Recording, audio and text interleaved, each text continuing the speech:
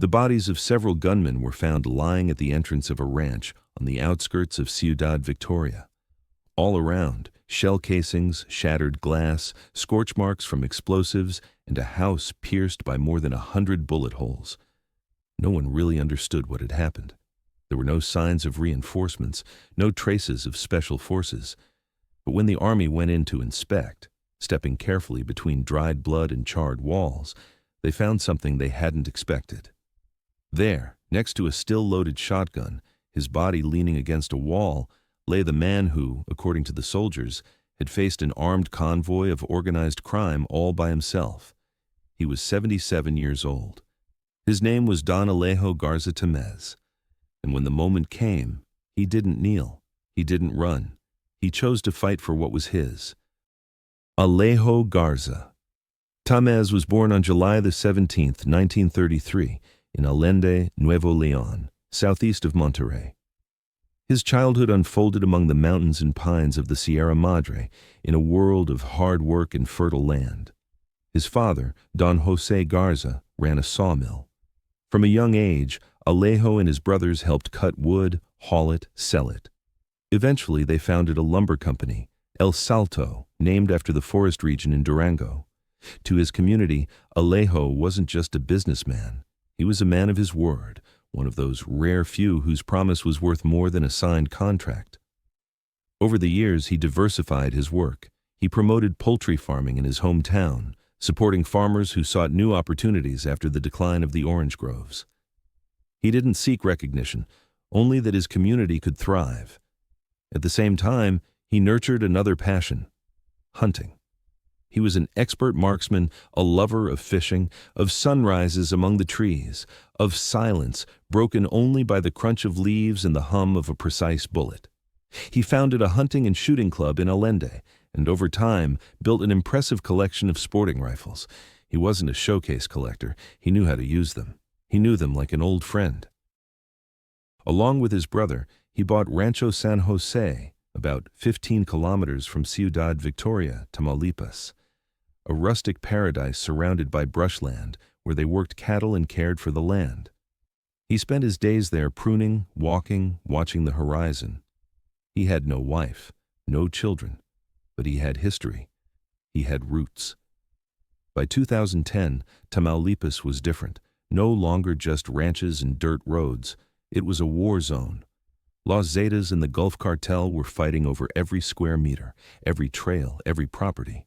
Many ranchers were forced to abandon their land. Some sold at the price of fear, others simply disappeared. The cartels didn't ask, they ordered. And anyone who resisted knew what was coming. One November morning, they came to Rancho San Jose. There were several of them, armed. They told him the usual: "You have 24 hours to leave. The ranch is no longer yours." Alejo didn't shout. He didn't beg. He told them yes, that he understood. He waited for them to leave.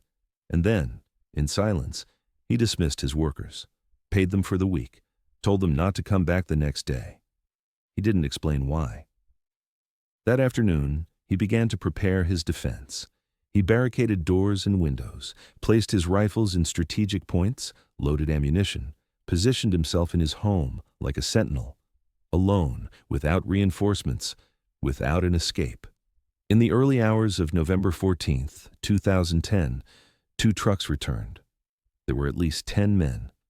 They approached quietly, thinking they'd find an empty house, but before they could knock, a bullet tore through the night. It was the sign that Alejo had not left. What followed was a storm of lead, an uneven battle, one man armed with his pride and his hunting rifles, against a group trained to instill fear. But that night, fear switched sides. Don Alejo fired with precision, dropped 4, wounded 2 more. The rest pulled back confused. Who the hell was resisting like this? Some neighbors, hiding, said they heard gunfire for several minutes. This was a real fight, not an execution, not a simple raid. When the shooting stopped, everything fell silent. Hours later, when the Mexican Marines arrived, they found a surreal scene. Outside, the bodies of cartel gunmen. Inside, the house partially destroyed. And amid the dust and shell casings, Don Alejo, fallen, rifle still in his hands.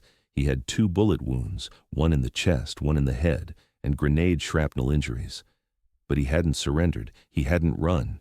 He had died as he had lived, defending what was his. The case shook Mexico. There were no state funerals, no official tributes. But the people didn't forget. Corridos were written.